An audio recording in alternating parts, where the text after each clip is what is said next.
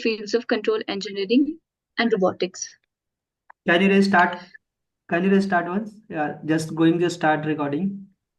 Yeah, sure, Yes, sir. yes. Yeah, I have already accepted. Yeah. Yeah, okay.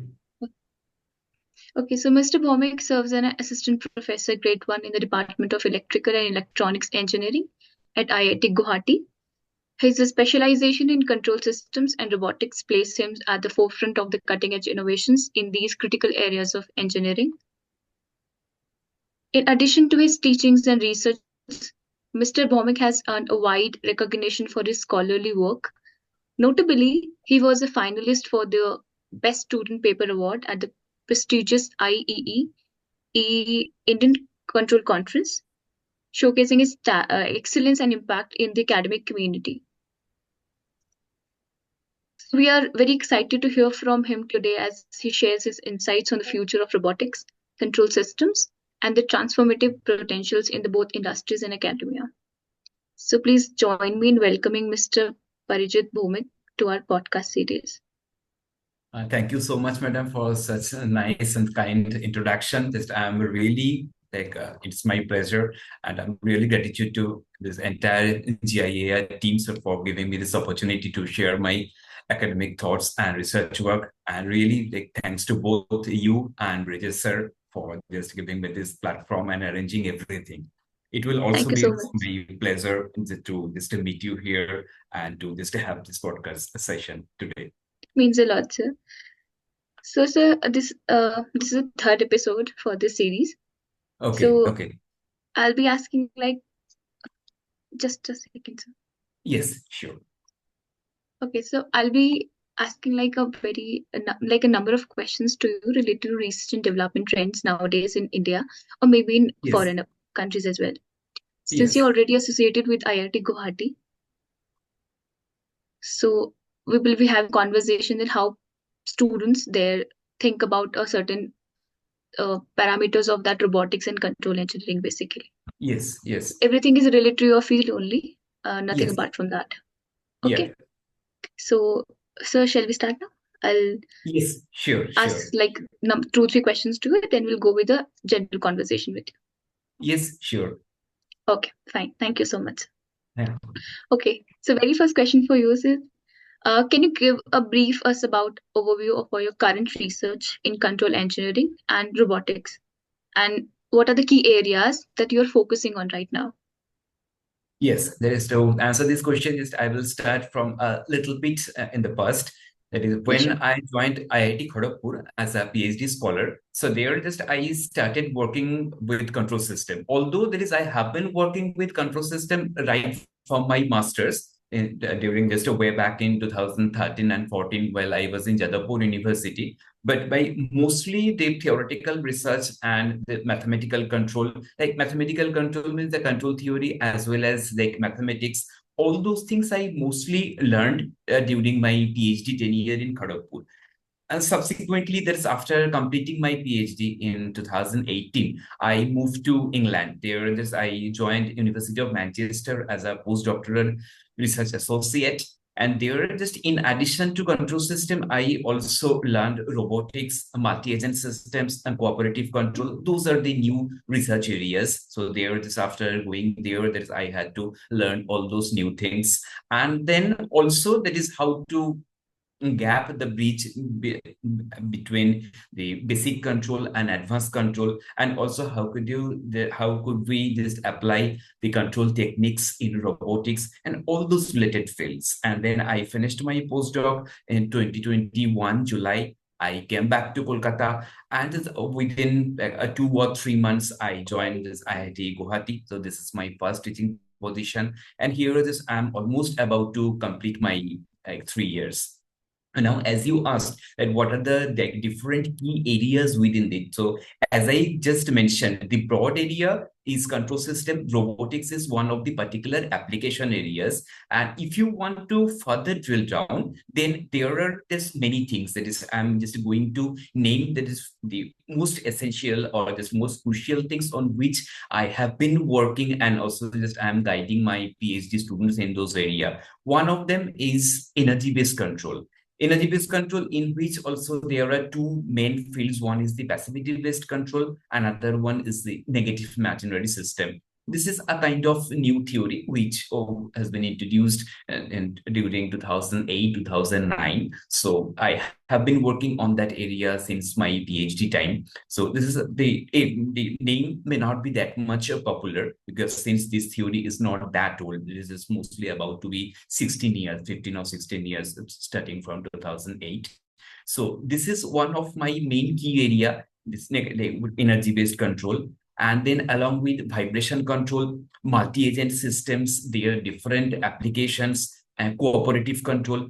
And as just you might be thinking, that is, what are the particular applications of multi-agent? One of them is, of course, multi-robot system. Another could be just a mobile sensor network placement. Another one is smart grid control. And recently you might have heard about the vehicle platooning, like very renowned car companies, for example, the Tesla, Daimler, Mercedes, they are just coming with a different type of cruise control and just autonomous driving. Although in India, so far, there is no autonomous control, so autonomous car control. But like what I mean to say, the driverless control. But you might have heard is in some of the European countries, they are already like trying to exercise the driverless control, and they are the vehicle platooning. That concept is related to that field. In this way, that is just once again, if you just wish me to summarize, that my main specialization is control system and robotics, within which there are like many certain expansions, that is which have been just going all over the world. So among them, just one is particularly this vehicle platooning, another one control of unmanned aerial vehicles, UAV, I mean the drones, then the ground robots, underwater vehicles. Along with, I have recently started the battery management system or energy management system of hybrid electric vehicles. So these are some of the new areas which I have started. But again, I'd like to focus, that is my main area is still a theoretical control. Okay, so there, that is, I'm like gradually expanding, because just here I have now almost 10 PhD scholars who are working under me. So I'm just giving them different problem statements. So it is my like responsibility as well to fetch new problems, and so that I can guide them well. Because as you know, that is finally just going to be graduate with the PhD degree means in IIT standard that every PhD scholar must like publish at least like 3 good journal papers.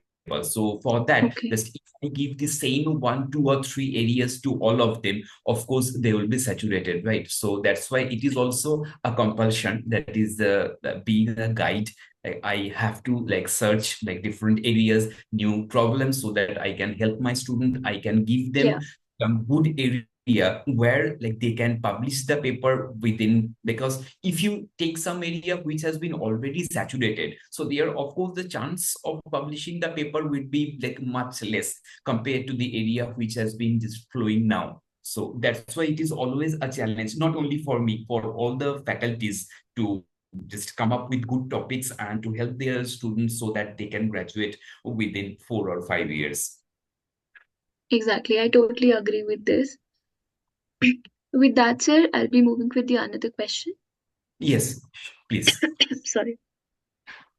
So, as your core area was the control engineering and also the robotics, so we Yes, all know that it like both are the very rapidly evolving fields, right? yes, So, yes. how do you stay like updated with the latest technological advancements and also integrate them into your research?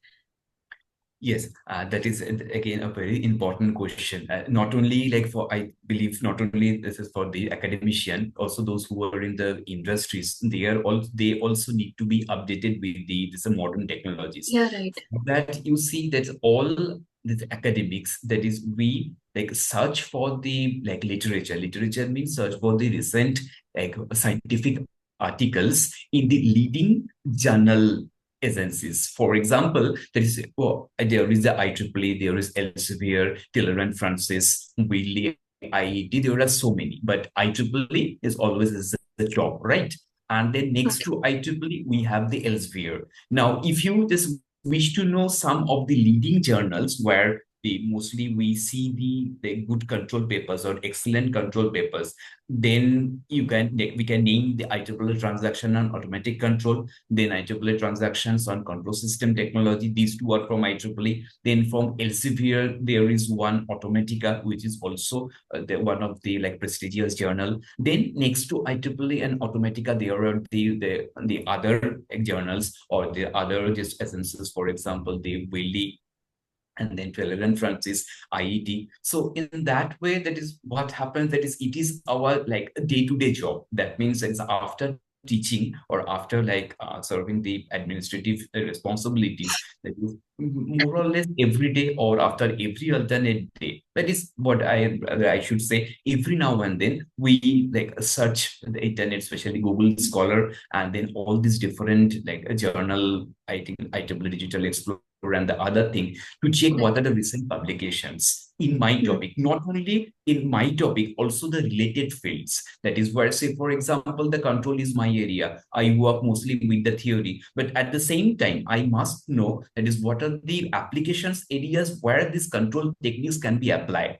Because it is always difficult to grasp a theoretical part, especially because it involves a lot of mathematics. So if I have to guide a student, and then if he or she has to graduate within 2 years or 3 years or 4 years, say for example, the MTech and MS candidates, they have to graduate within 2 years, maximum 3 years. For PhD, Right. they have 5 years or at max 6 years. So it may not be always possible to stick to a theoretical problem and then just go on building, which may even take 10 years. So that's why we often need to have some application-oriented problem where little bit of theoretical contribution and then a very good application. And by combining, by putting the contribution from both theory as well as application, we try to make a paper which can have or which may have the sufficient chance of getting acceptance so that a student can survive within his PhD. Because as you know, government scholarship runs for 5 years. After that, there is no stipend. So that is one of the problem, or that is one of the main concerns of all the PhD students. So that's why that is in one line, that is we are always up to internet. Up to internet means the one of it is LinkedIn. That is where, because these days, not only the journal sites, and also in the LinkedIn, the professors and the other people, even the students also, they share their new publications, new papers, information about their projects. So I believe that is these days LinkedIn is one of the very useful platforms that is through which we can get to know about the recent updates. Because you see, this is almost next to impossible to search all the present decade, because if you count, it is innumerable. So even on control systems and robotics, you can easily name 100 or 200 journals, and it may not that only the good papers are published only in IEEE. Yes, IEEE is the top, but in other journals also we come across good papers.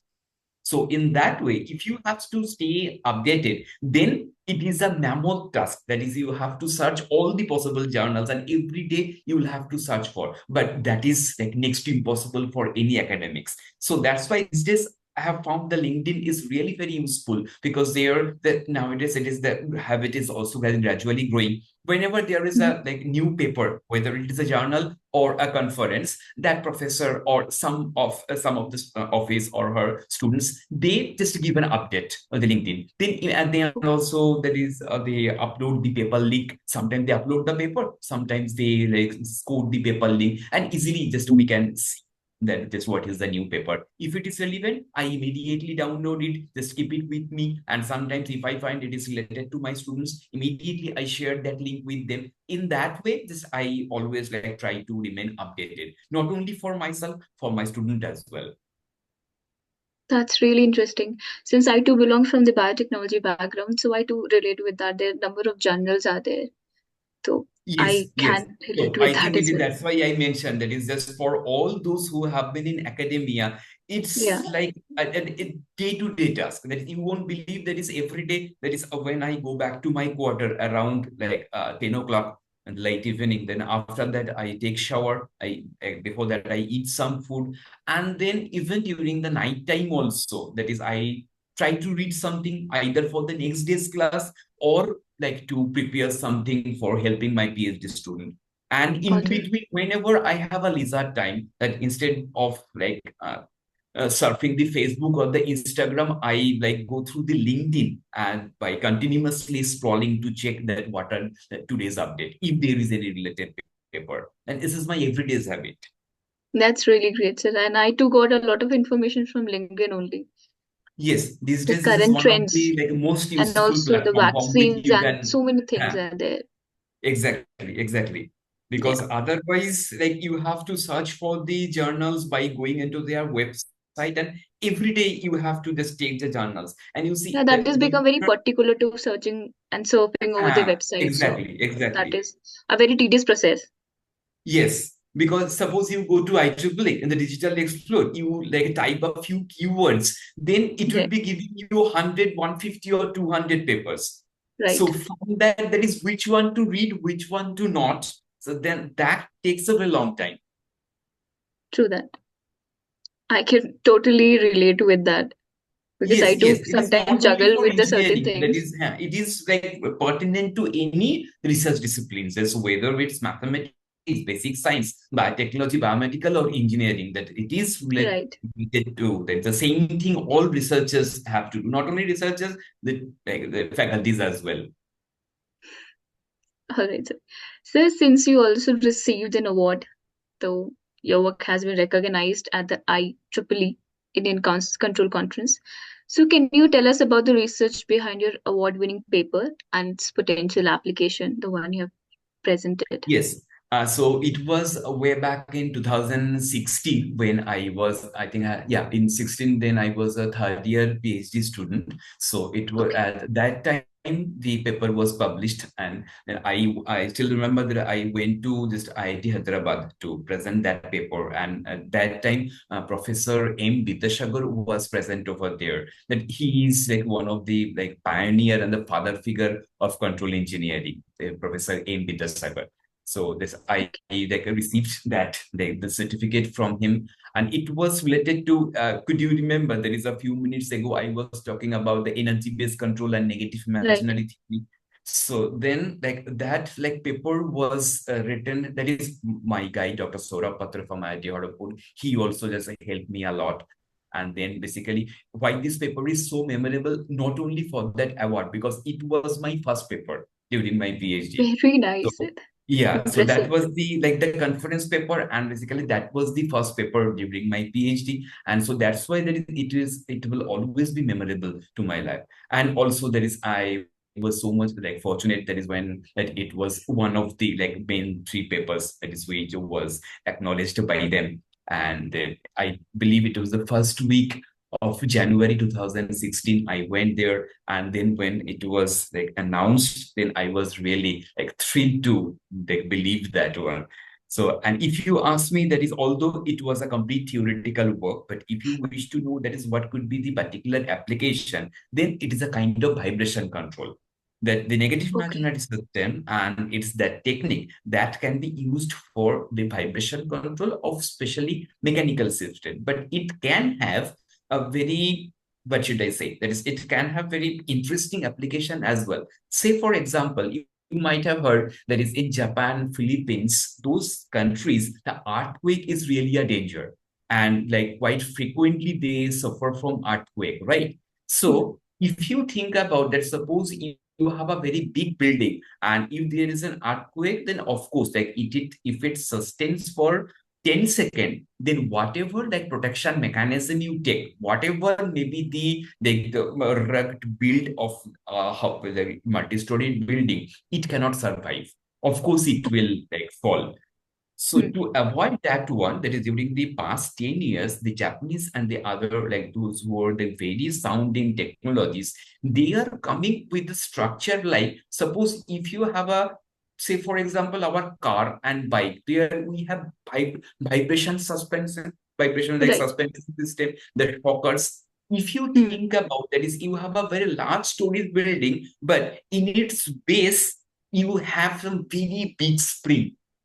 So if there is some sudden jerk, or if there is a earthquake, then those spring. So at this time, you might be thinking that is how could it be possible? So there is a big arrangement. It can be possible. So if it is a spring, then that vibration or the shock, which is like coming due to the earthquake, it can be absorbed by that spring. So to Okay. some extent, it can give a protection mechanism even to a multi-story building. So that is just one of the application. Not only there, if you think about the space station and spacecraft, they are also, those spacecraft are often subjected to the high frequency oscillations or high vibration, especially their appendages. They are very long beam kind Yeah. of thing, that is, which is very long compared to their weight. So there, those appendages, they are often suffer from vibration. So there we can apply this negative imaginary theory. That is, although that what I did, it was completely theoretical, but it can have just many very interesting engineering applications. Okay. It is actually interesting.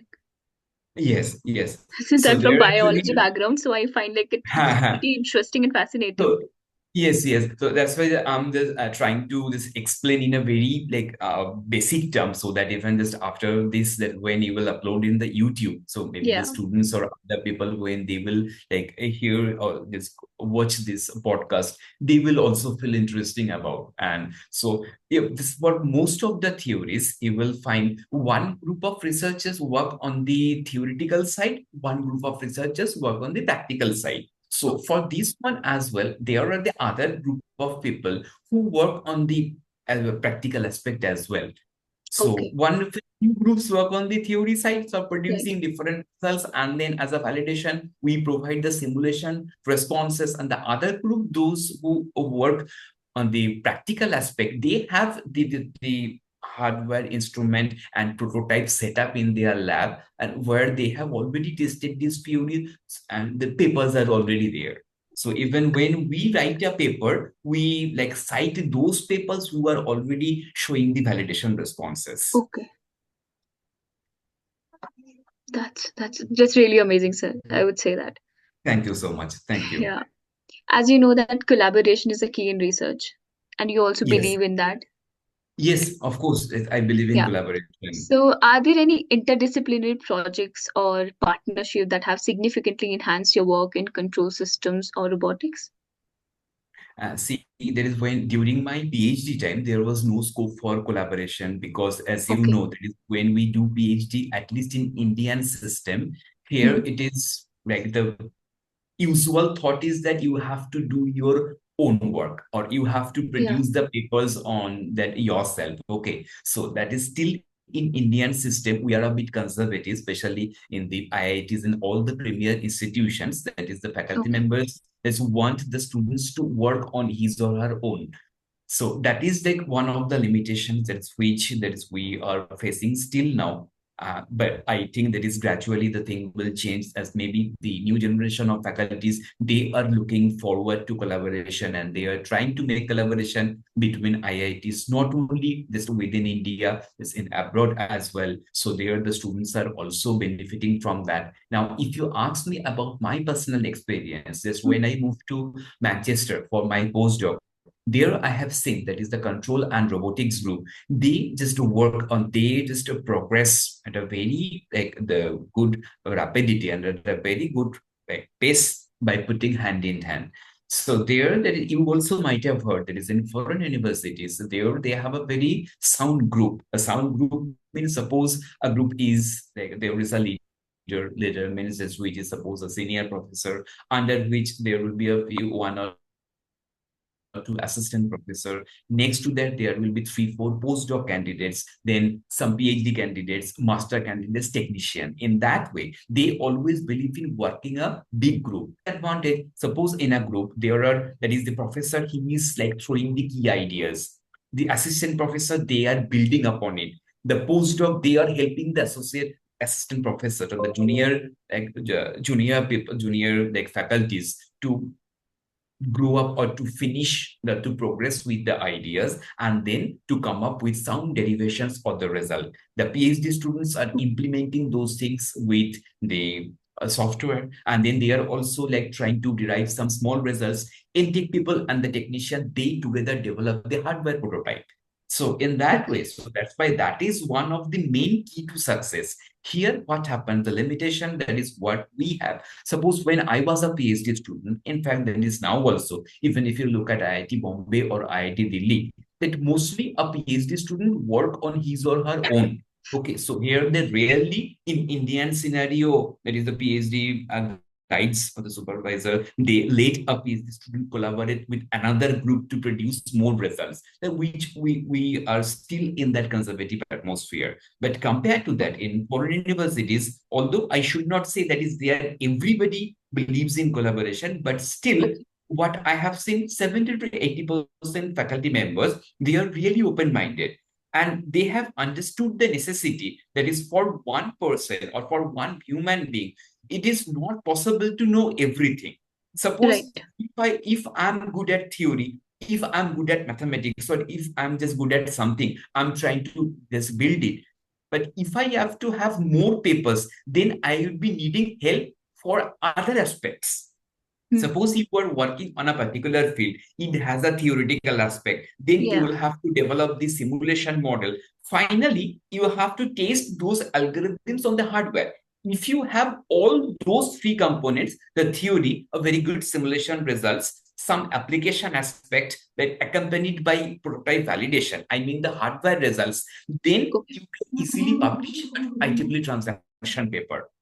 Now you can ask me, that is okay, if you don't have all those 3-4 components, then what will happen? Then actually that if you send a paper to the top-notch journals, for example, in our field or in the engineering field, we consider the top-notch journal with IEEE transactions, to like whether it is electrical to electronics, all of that is in every category, there are certain IEEE transactions, okay? And those are generally called the top-notch journal.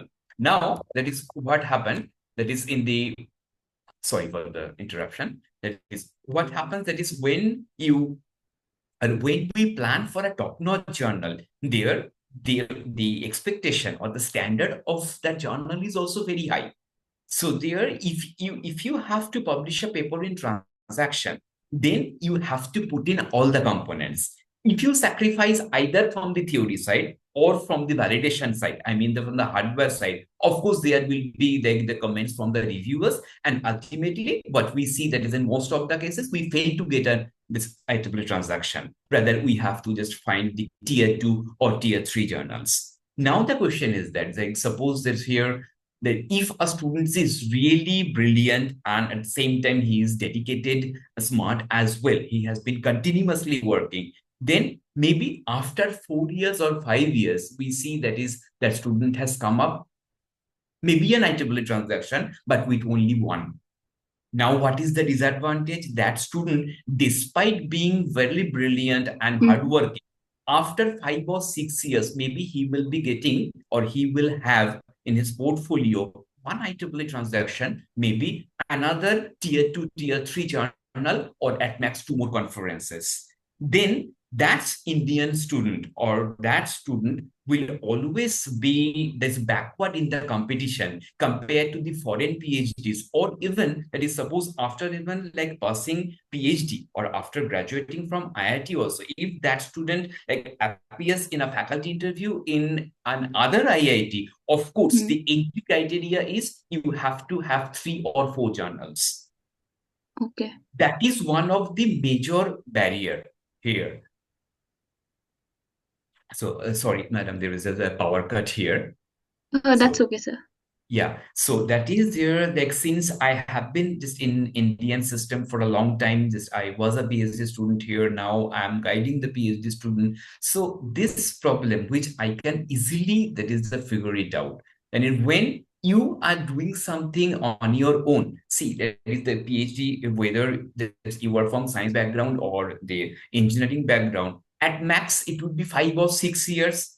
Well, sometimes it just goes beyond also, because when a student finds that he or she doesn't have the good number of publications, or even not the minimum number of publication, then that is he or she is compelled to stay back, although the time is passing and maybe the student has a lot of other responsibilities as well, but still, unless you have 3-4 good papers, you cannot stand out in the competition. Even in NIT, IIT faculty interviews also, they ask for 3 or like 4 journal papers.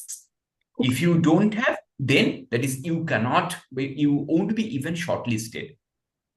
Because for the faculty interview, you have to be shortlisted. Then you will appear in the interview. That after that, the quality of your work would be judged. But if you don't even have an opportunity to be shortlisted, then you don't have a chance to even appear in front of the panel. So that is one of the main, I think, the hindrance or one of the main limitation in Indian scenario. So in that respect, it is in most of the foreign countries, there even supervisors, they come forward to collaborate other groups. And then suppose if one person is working in control and then another person is working in robotics, there is a very good application of that control techniques in robotics. And ultimately, if they collaborate, if they write a paper, then instead of one transaction in 5 years, you can publish maybe 2 or 3 transactions in 5 years. And maybe you might be thinking that is just I'm like speaking so high about the foreign culture, but you see, I have seen that. How? Because this, if you like me to share a little bit my experience when I joined University of Manchester as a postdoc, and although it was very challenging because immediately after joining, my professor, my postdoc supervisor Alexander Lanzan, he asked me to learn this new area of multi-agent system and cooperative control, because there like 2 students were already working on that topic. So then it was a very much like challenge and a very difficult situation for me to learn all those new things and guide a mature PhD student being a fresh PhD. Because when I joined Manchester, at that time, I didn't even graduate. I submitted my PhD thesis in April 2018, and I reached there. I joined my postdoc in June 2018. So you can think about the situation. At that time, I didn't have any experience. I was just a PhD fresher. So at such a situation, there's a learning some new things and then guiding a PhD student who has already matured. It was not an easy task. So that's why it me a lot of pressure, but by God's grace, I could manage that situation. Then gradually what happened, that is I was also getting experienced. And then after 2 years or 2.5, when that student, his name was Junian, who he was my first PhD student, he just managed to publish 5 transactions within 3 years. You won't believe. That is in engineering, and that too in control engineering. Publishing 5 the top-notch journals within 3 years or at max 3.5. It is not at all an easy task. Yeah. Then how has it been possible? See, during when he was working as a PhD student, I guided him continuously as a postdoc, and we did the work together. I wrote all the papers on behalf of him, because by that time I grew the experience. And at the same time, that is, since I was also from control, so I helped him in most of his areas, and we together developed the work. So that's why, I always agree that is, Junian was an exceptionally brilliant student. But still, if he would have worked on his own, then starting from conceiving a problem, then the problems getting matured, then just one person is coming up with all the derivations, simulation, ultimately writing a good paper, sending it to a journal, then after iteration of 2 or 3 round of reviews, it is then not possible to publish 4 or 5 papers within 3 years span, because you might have heard that is in European system, it is a 3-year PhD. It takes time in India, actually. 4 years. Yes, in India, it very often it goes to 6 year, even 7th year, but there in abroad, means the visa is one of the main concern. You cannot, or even the institute also cannot let a student continue with 4, 5, 6 years. It is not possible, because the visa will end, then the student would be compelled to leave the country. So that's the official period is 3 years, at max there can be another 6 months or even 8 months. Okay. So after that, there was a Nigerian student, Suleiman Korawa, followed to him. There was another one, Daniel. So then I'm still very grateful to my postdoc supervisor, Lanzan sir. That is, he believed, despite at that time, just I being a fresh PhD, that is always he believed me, he trusted on my capabilities, and that is, he gave me all freedom to choice, that is, to which journal we have to send, what will be the strategies for writing a paper, what would be the title in terms of correction, what will be the things, everything. That is just, he always gave me the full hand to take the decision. So that's why I never got in IIT that freedom I got after going to Manchester. So that's why I will always be just grateful to my postdoc supervisor. It was a great journey then. Yes, exactly. He has been a true leader, not a boss. He has been a true leader. Oh, great, sir. Actually, such So leaders that's are why indeed I important. believe in the collaboration and the not only as you asked about the interdisciplinary research. Of course, the interdisciplinary research that gives a lot of scope to publish the papers quickly, because as the most of the core areas are getting saturated day by day. So that's why the interdisciplinary the areas are coming. Say for example, that is, as you said you were from biotechnology, right? So you Right. might be thinking about the biomedical. There are applications of control system in biomedical. Do you know that is Yeah. how? That is When in it comes to like a biomedical, biosensor part. not only biosensor part. In biosensor part, instrumentation will be required, not control. But control is directly applied to cardiovascular system, respiratory system, insulin injection. That means they're developing